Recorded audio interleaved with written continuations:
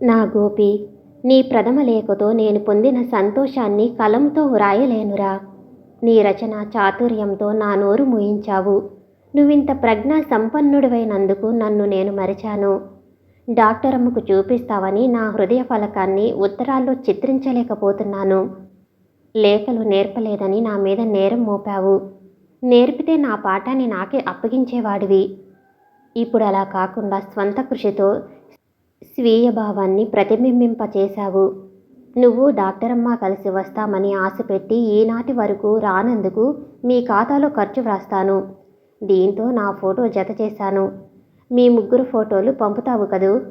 నీ పని విజయవాడలో దర్జాగా ఉన్నట్లు తెలుస్తుంది. 20 ఏండ్ల బాలపాపవి. డాక్టరమ్మ గారాల కొడుకువాయే నీవు. నా రూములో నేనుగాక 3 మెడికల్ క్లాస్మేట్స్ ఉన్నారు. అందులో లీల పెద్ద గడుక్కాయి. నవ్వించటం ఏడ్పించటం దానికి సరదా. నువ్విచ్చటకు వచ్చినప్పుడు ఆమెతో జాగ్రత్తగా వ్యవహరించాలని గుర్తుంచుకో. ఈ మధ్యనే సభ్యతా సంస్కారాలు మూర్తిభవించిన గోపాలమనే గొప్ప అన్నయ్యతో పరిచయమైంది నాకు. నివాసం విజయవాడే. మా కాలేజీలోనే క్లార్క్ పోస్టు చేస్తూ నైట్ కాలేజీలో లా చదువుతున్నాడు. ఓసారి చంద్రంబాబుతో కలిసి మా రూముకు కూడా వచ్చాడు. కార్డ్స్ ఆడుకుని 2 గంటలందరము కాలం గడిపాం. చంద్రం ఇక్కడెందుకున్నాడో ఏం చేస్తున్నాడో నేను అడగలేదు. నువ్విచ్చటికి వస్తే నా విద్యా వ్యాసంగం క్షీణిస్తుందని అభిప్రాయపడ్డావు. అలా ఎప్పటికీ జరగదు. నీ ప్రోత్సాహంతో నీకు తృప్తి కలిగేందుకు ఇంకా చెప్పాలంటే నీకోసమే చదువుతున్న నేను నిన్ను చూసి ఇంకా ఉత్సాహంతో కృషి చేస్తాను, కానీ అశ్రద్ధ చేయనని నీకు మాట ఇస్తున్నాను. స్టడీస్, ఆటలు, ప్రాక్టికల్స్తో ఇక్కడ రోజు క్షణంగా గడిచిపోతున్నది. మిమ్మల్ని స్మరించుకుని దిగులుగా కనిపించానో నా స్నేహితురాండ్రు సహించరు. వచ్చే వేసవి సెలవుల్లో నార్త్ ఇండియా వెళ్తున్నారు ఎక్స్కర్షన్కు కాలేజీ స్టూడెంట్స్. మీ ముందెప్పుడు వాళ్తానా అనే ధ్యానంతో ఉన్నాను నేను.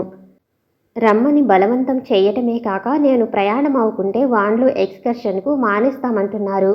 నీ రిప్లై అందే వరకు నేనేది నిశ్చయించుకోను. అమ్మా బాబులకు నమస్కారాలు. మీ రాకకు ప్రతీక్షించే నీ ఇందిర. మధ్యలోనే స్టడీస్ మాని ఇందిర ఇల్లు చేరుతుందని అనుమానించిన గోపి, జానకీబాయిలు ఉత్తరం చూచి తృప్తి చెందారు. భవిష్యత్తులో నిర్విఘ్నంగా కోర్సు సాగుతుందనే నమ్మకం ఏర్పడింది వారికి. వెంటనే జవాబు వ్రాయి గోపి, లేకపోతే నేరాలన్నీ మనపై నెట్టి చాట భారతం వ్రాస్తుందా పిల్ల అంది జానకీబాయి. సరేనన్నాడు గోపి. మన వ్యాపారం ఎలా నడుస్తుంది బాబు? బిజినెస్కేం తక్కువమ్మా. అమ్మకం రోజు 300 రూపాయలకు పెరిగింది. ఓ గుమస్తాను పెట్టాను. ఆయన లెక్క రాయలేడు. అందుకని నాకు తీరిక తక్కువైంది. అమ్మాయి గారు ఉన్నప్పుడు అమ్మకమంతా తెచ్చి ఆమెకి ఇచ్చేవాడిని. ఇప్పుడు నా పేరుతో బ్యాంక్ అకౌంట్లో చేయించారు బాబు. రోజుకో పర్యాయమైన బ్యాంకుకి వెళ్ళవలసి వస్తున్నదిప్పుడు. లెక్క తెలిసిన గుమస్తాను పెట్టుకోనాయనా. ఎందుకు కష్టపడాలి నువ్వు? మేము సంపాదించేది చాలదు. చాలా రోజుల నుంచి నిన్నొక ప్రశ్న అడగాలనుకుంటున్నాను. సూటిగా నిజమైన జవాబిస్తావా గోపి? నీ సమక్షంలో నీ ముఖం చూసి అసత్యమాడాలన్నా నా వల్ల కాదమ్మా. మరి నీకు ఈ సంశయం ఎందుకు కలిగిందో? నాకా నమ్మకం ఉంది తండ్రి నీ మీద. ఇందిర గురించి నీ మనసులో మాట చెప్పు బాబు. బాల్యం నుండి ఆ అమ్మాయి గారు నేను ఏ భేదం లేకుండా కలిసి పెరిగాం. నా దృష్టిలో ఆమె నా ప్రాణంలో ఓ ప్రాణం. అలా కాదు బాబు, మీకిద్దరికీ ఈడు వచ్చింది. ఈరోజు కాకపోతే ఇంకో సంవత్సరానికైనా మీ వివాహం చేయక తప్పదు. ఆ పర్యాయంగా నీ ఉద్దేశం అడుగుతున్నానయ్యా. వివాహ శబ్దం వినగానే తికమకతో మెన్నకున్నాడు గోపి. నా వద్ద సంకోచం ఎందుకు బాబు? ఈ మాట నన్ను అడగటం ఎందుకమ్మా? మీకు తోచినట్టు చెయ్యండి. మీ ఆజ్ఞకు తిరుగులేదు అంటూ తప్పించుకో చూశాడు గోపి. నీకు ఇందరకు వివాహం చేయాలని నిశ్చయించుకున్నాం మేము. డొంక తిరుగుడు జవాబులు కట్టిపెట్టి స్పష్టంగా మాట్లాడు గోపి. వయసులో వర్ణంలో అధికరాలు, కాబోయే డాక్టరు అయిన అమ్మాయి గారికి కులము గోత్రము లేని నాతో వివాహం ఎలా పొసుకుతుంది? ఊహించండమ్మా. అందుకు సమాజం అంగీకరిస్తుందా? సమాజాన్ని వదిలి నీ నిర్ణయం చెప్పవయ్యా. ఆవేశములో మీరు తొందరపడుతున్నారు. సమాజమే మనము, మనమే సమాజమమ్మా. బాగా పుస్తకాలు చదువుతూ ఈ మధ్య తెలివిగా మాట్లాడటం నేర్చుకున్నావురా గోపి. ఏమైనా నీ సందేహాలు తీర్చడం గొప్పేం కాదు. సంఘంలో నేడు లెక్కకు మించిన వర్ణాంతర వివాహాలు జరుగుతున్నాయి. రాముని కంటే సీత, గాంధీజీ కంటే కస్తూరిబా వయసులో పెద్దవారే. మరి దీనికేమంటావురా? ఆ అమ్మాయి గారు మెడిసిన్ పాస్ అయినాడు కదా ఈ సమస్య తలెత్తేది. ఇప్పటి నుంచే దాని గురించి చర్చించాల్సిన అవసరం ఏముందమ్మా? ఉపాయంగా ఈ ప్రస్తావన ఇంతతో ముగించి నా నోరు మూయించాలని ప్రయత్నిస్తున్నావు గోపి. పొరపాటైతే మన్నించమ్మా. మన్నించటానికి ఇందులో తప్పేముంది నాయనా? నా మనసుకే తృప్తి కలగలేదు అంతే బలంగా నెట్టొచ్చింది జానకిబాయి. ఆమెకు కష్టం కలిగిందని గ్రహించిన గోపి, ఆ అమ్మాయి గారి అభిప్రాయం తెలుసుకునే ఈ నిర్ణయానికి వచ్చావా అమ్మా అన్నాడు. నాకంతా తెలుసు కానీ ఆ పిల్లని గారు గీరు అనటం మానయ్యి. నీవంటే పడి చేస్తుంటే దాన్నడిగేదేమిట్రా ఇంకా? నువ్వనేది నిజమే. వివాహపరంగా ఇందిర ఉద్దేశం తెలుసుకున్నావా? నిన్ను వదిలి చక్రవర్తి కోరినా అంగీకరించదు ఇందిర. మరింకేం, ఇష్టం వచ్చినట్లు చేయండి. మీకడ్డేముంది? ఇప్పుడు నా హృదయ భారం తగ్గింది. నేనెంత అదృష్టశాలిని బాబు. నీవు కాదమ్మా అదృష్టశాలివి. ఆ అదృష్టం మా ఇద్దరిదేను. కానీ పరీక్షలు పూర్తయ్యే వరకు వివాహ విషయం ఇందిరకు తెలియకూడదు. తెలిస్తే స్టడీస్ దెబ్బతింటుంది. నిజమే బాబు నీ సూచన. చిన్నవాడివైనా సలహాల్లో పెద్దవాడివిరా నువ్వు. ఇందిర పట్టుదల గల వ్యక్తి. లక్ష్య సాధనలో మరోవైపు మనసు మరలించదురా చంద్రం.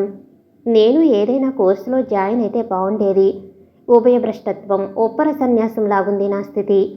నా గుమస్తాగిరి తెలిస్తే మా నాన్న మండిపడతాడురా.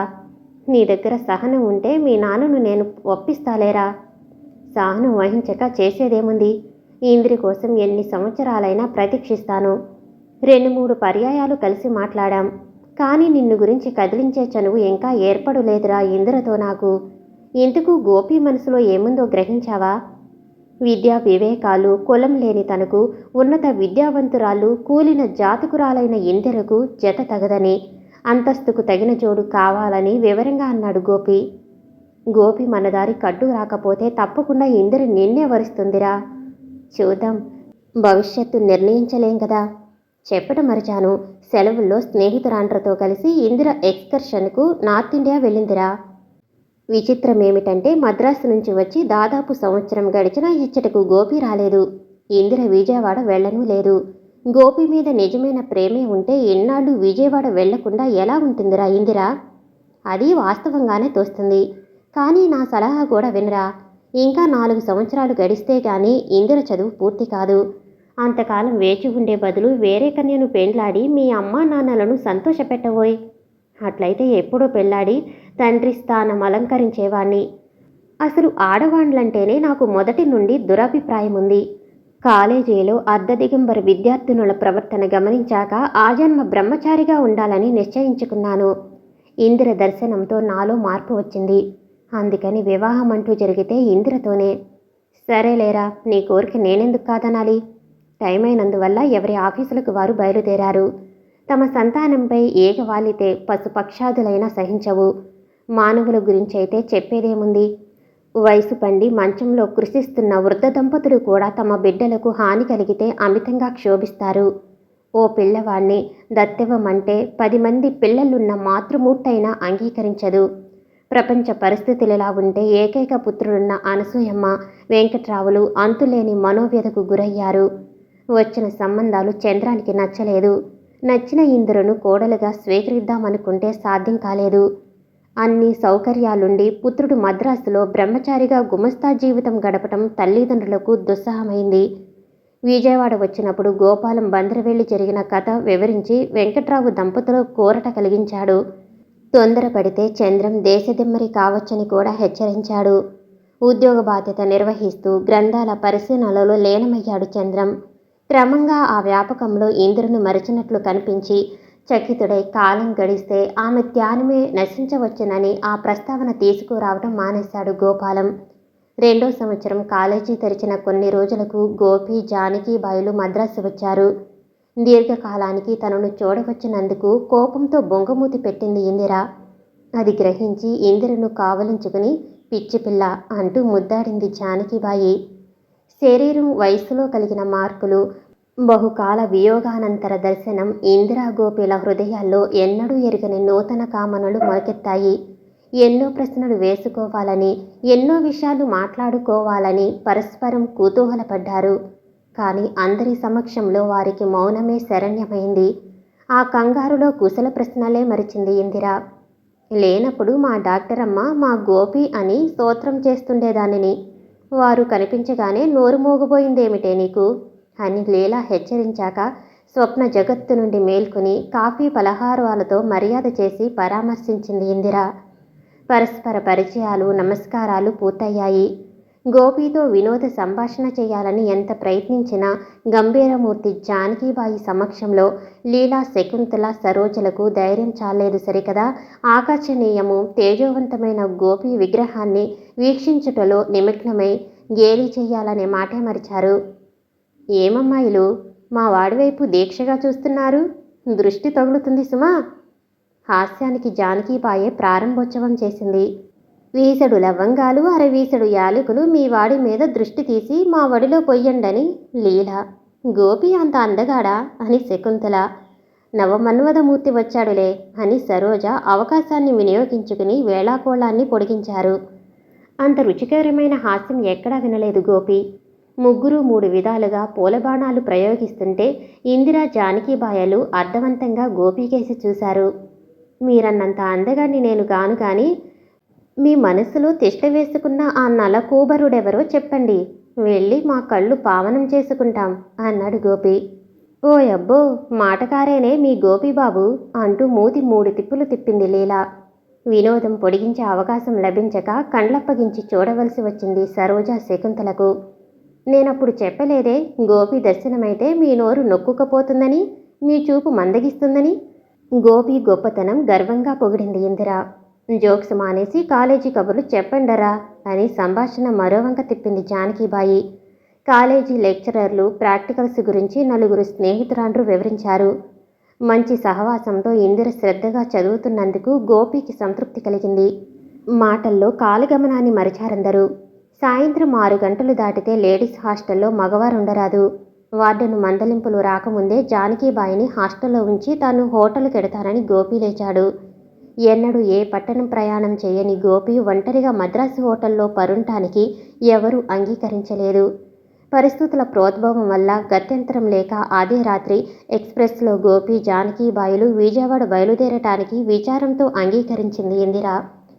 ఆఫీసు పని మీద బందరు వెళ్లిన రామారావును బలవంతం చేసి ఇంటికి తీసుకువెళ్లాడు వెంకట్రావు. మర్యాద చేసి కాఫీ పలహారాలిచ్చింది అనసూయమ్మ. వదినగారు బాగా బలహీనపడ్డారే, కాస్త జబ్బు చేయగానే మీ నడి ఇంట్లో కూర్చుని చెల్లెమ్మతో వైద్యం చేయించుకునే స్వతంత్రం ఉంది నాకు. ఏం లాభం? మందభాగ్యురాలిని. మీ మగవాళ్ల మాట పట్టింపులతో రాకపోకలకు కరువై ఎన్నాళ్ళు వ్యాధిగ్రస్తురాలిగా ఉన్నా నా అనే దిక్కు లేక కుమిలిపోతున్నాను మరిది అంది నిరాశతో అనసూయమ్మ. ఇక్కడ డాక్టర్లకు చూపించలేదా ప్రశ్నించాడు రామారావు. ఇది డాక్టర్లతో నివారణయ్యే జబ్బు కాదయ్యా. అన్నీ ఉండి అల్లుని నోట్లో శని సామెతగా ఉంది మా దశ. ఒక్కగానొక్క కొడుకు చంద్రం మద్రాసులో గుమస్తాగిరి వెలగబెడుతున్నాడు. ఏం తక్కువైంది చెప్పు అంటూ కన్నీరు కాచింది అనసూయమ్మ. బుద్ధిమంతుడు ప్రథమ శ్రేణి విద్యార్థి చంద్రం అలా ఎందుకు మారిపోయాడంటారు అన్ననుద్దేశించి అడిగాడు రామారావు. వివేకము, విజ్ఞానము లేనప్పుడు బుద్ధిమంతుడైనంత మాత్రాన ప్రయోజనముండదు. వాడి మనస్తత్వమే ప్రత్యేకమైంది. ఆడవాండ్ల దర్శనమైతే అసహించుకుని ఆమడ దూరం పరిగెత్తేవాడు. కాలేజీలో ప్రవేశించాక వాడి అభిప్రాయం ఇంకా బలపడింది. అందుకే ఎంత పెద్ద సంబంధాలు తెచ్చినా నిరాకరించాడు. ఇందిర పరిచయంతో కొంత మార్పు వచ్చింది. మెడిసిన్ పూర్తయ్యే వరకు వివాహ ప్రస్తావన లేదని తెలుసుకొని ఇలా చదువుతానని మద్రాసు చేరాడు చంద్రం.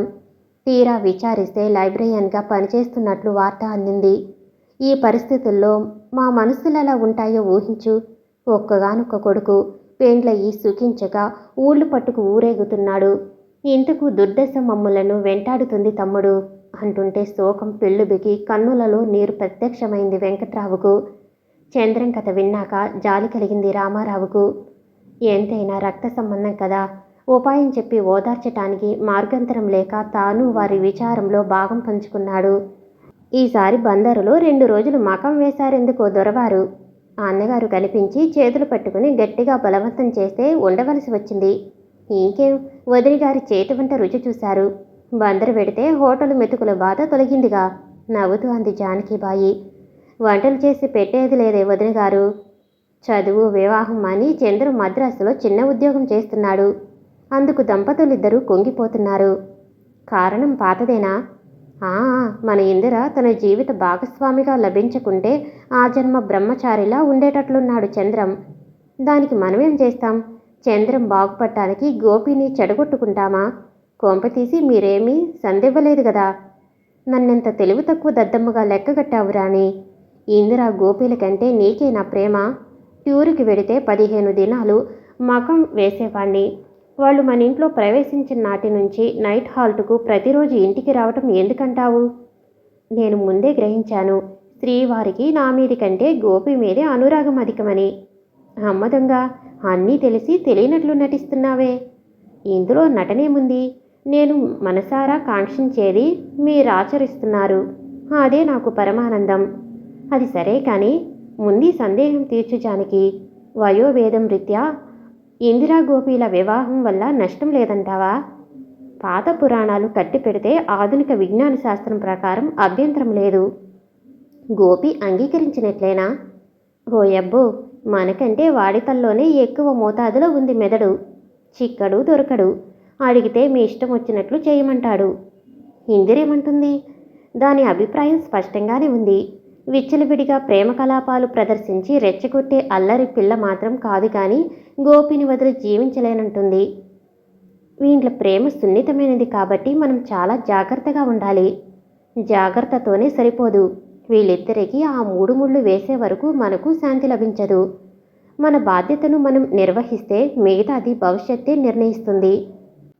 వీళ్ళ ప్రవర్తన చూస్తే నాకెందుకో భయం కలుగుతుందండి. విజ్ఞానవంతురాలైన నీవే ఆందోళనకు గురైతే ఎలా జానకి?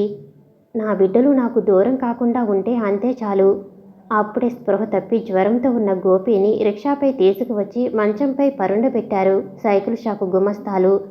భవిష్యత్తు తలంచి చింతిస్తున్న జానకీబాయి కది గోరు చుట్టుపై రోకటిపోటు చందమైంది.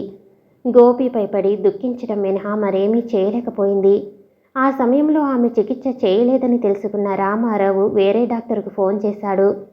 10 నిమిషాల్లో డాక్టర్ వచ్చి గోపికి ఇంజెక్షన్ ఇచ్చి జానకీబాయిని ఉద్దేశించి, అనుభవజ్ఞురాలైన మీరు మలేరియా జ్వరానికి కంగారు పట్టం ఆశ్చర్యంగా ఉందన్నాడు. మలేరియా జ్వరమేనంటారా అని రామారావు, ఇది త్వరలోనే నివారణ అవుతుందంటారా అని జానకీబాయి అమాయకంగా అడిగారు. ప్రాజ్ఞులైన వారు కర్తవ్యాన్ని మరచి అజ్ఞానుల్లా ప్రవర్తిస్తున్నందుకు తన విచారాన్ని వెలిబుచ్చాడు డాక్టరు. నేనిప్పుడు డాక్టర్ని కాదయ్యా, రోగి తల్లిని. నా బిడ్డను బ్రతికించు డాక్టర్ అంటూ ప్రార్థించింది జానకీబాయి. ప్రమాదం లేదని ధైర్యం చెప్పి డాక్టర్ వెళ్ళాడు. లక్షలాది రోగులను బాగు చేసిన నువ్వు ఈ విధంగా బేలలా దుఃఖిస్తావనుకోలేదు జానకి. ప్రేముంటే తగిన ఉపచారంతో గోపిని ఆరోగ్యవంతుణ్ణి చేయాలని ఆమెలో అప్పుడు అదృశ్యమైన డాక్టరు అంతరాత్మను రెచ్చగొట్టి ప్రయత్నించాడు రామారావు. నాకు గోపిపై ప్రేమ లేదంటారా? రోషం దుఃఖం పెనవేసుకున్న కంఠంతో అంది జానకీబాయి. నిజంగా నీకు ప్రేమే ఉంటే మన గోపిని మరో డాక్టర్కు అప్పగిస్తావా? మళ్ళీ ఆ మాటే అన్నాడు రామారావు. అప్పుడు దుఃఖంలో మరుగుపడ్డ ఆమెలో గల వివేకం మేల్కొంది. మమకారంధకారంలో మునిగి కర్తవ్య విమూఢురాలైన నాకు మార్గం చూపించారు మీరు. గోపిని నేనే బాగు చేసుకుంటాను. నేనెవరికి అన్యాయం చేయకపోతే నా బిడ్డడెందుకు బాగవడు అంటూ ముఖంలో ముఖం పెట్టి, ఎలా ఉంది గోపి, మాట్లాడవేం నాయనా అంటూ విసుగు విరామం లేకుండా పలవరించింది జానకీబాయి. రామారావు కూడా మరోపక్క కూర్చుని ఎప్పుడు గోపి కన్ను తెరుస్తాడా అనే నిరీక్షణలో నిమగ్నమయ్యాడు. అలా 1 గంట గడిచింది. నెమ్మదిగా కళ్ళు తెరిచి, నాకేమైంది, నేనెందుకిలా పడున్నానమ్మా అడిగాడు గోపి. కొద్దిగా జ్వరం వచ్చింది. నాన్న నేను దగ్గరే ఉన్నాం. భయం లేదు బాబు శిరస్సు నిమురుతూ అంది జానకీబాయి. అమ్మా నాన్నల మధ్యనున్న నాకేం భయమమ్మా అంటుంటే గోపి కంటి వెంట అశ్రువులు రాలాయి. కంటనీరు పెడుతున్నావు, బాధగా ఉందా తండ్రి అంటూ దస్తీతో కన్నీరు తుడిచి తన తొడపై పరుండబెట్టుకున్నాడు రామారావు. మాటలు వెలువడక గొంతుక పూడి 2 చేతులతో ఇద్దరినూ కౌగిలించుకున్నాడు గోపి. అలాగే ముగ్గురు మైమరిచి కాలగమనాన్ని గమనించలేడు. పని మనిషి వచ్చి పాలు తెచ్చానన్నప్పుడు ఈ లోకంలోకి వచ్చారు. రామారావు లేవదీసి కూర్చోబెట్టాక జానకీబాయి పాలు తాగించింది. అమ్మ నాన్న ఏమిటి బాబు ఏకకంఠంతో అడిగారు. జవాబు చెప్పవేం తండ్రి ఆతురతో ప్రశ్నించారు. నా మీద ఎందుకింత ఆప్యాయత వాత్సల్యం పెంచుకుంటున్నారమ్మా మీరు? నేనందుకు అర్హుణ్ణని భావిస్తున్నారా ఈ అనుమానం నీకెందుకు కలిగిందిరా? నువ్వు నా కన్న కొడుకువురా తండ్రి. నిన్ను చూసినప్పుడే నాకు అలాంటి అనుభూతి కలిగింది గోపి. లేకపోతే మన మధ్య గల అనుబంధం కలిగించుకుంటే వచ్చేదా బాబు? నీ ప్రథమ దర్శనంలోనే నా మాతృదేవత సాక్షాత్కరించినట్లు అనుభూతి పొందానమ్మా నేను. జన్మ జన్మాలకు మీ పుత్రున్నై పుట్టే భాగ్యం ప్రసాదించమని భగవంతుణ్ణి ప్రార్థిస్తాను. ఇప్పుడు నాకే బాధ లేదు. మీరు పరుండండమ్మా. నేను నాన్న నీ దగ్గరే ఉంటాము. నిశ్చింతగా విశ్రాంతి తీసుకో తండ్రి అంది లాలిస్తూ జానకిబాయి. చిన్ని బాలునిలా ఆ మాతృమూర్తి పక్కలో సుఖంగా నిద్రపోయాడు గోపి. రెండో రోజే జ్వరం మటుమాయం అవటంతో జానకిబాయి రామారావుల హృదయాలపైనున్న కొండంత భారం తగ్గింది. ఆ అబ్బాయి ఒక్కడే కష్టపడుతున్నాడు. ఉద్యోగానికి రాజీనామా ఇచ్చి మీరు వ్యాపారంలో సహాయం చేయకూడదు అంది భర్తతో జానకిబాయి. మీ గారాభంతో సోమరిపోతును చేసేటట్లున్నారు నన్ను. అవసరమైతే మరో గుమస్తాను నియమిస్తే నా పని తేలికవుతుంది.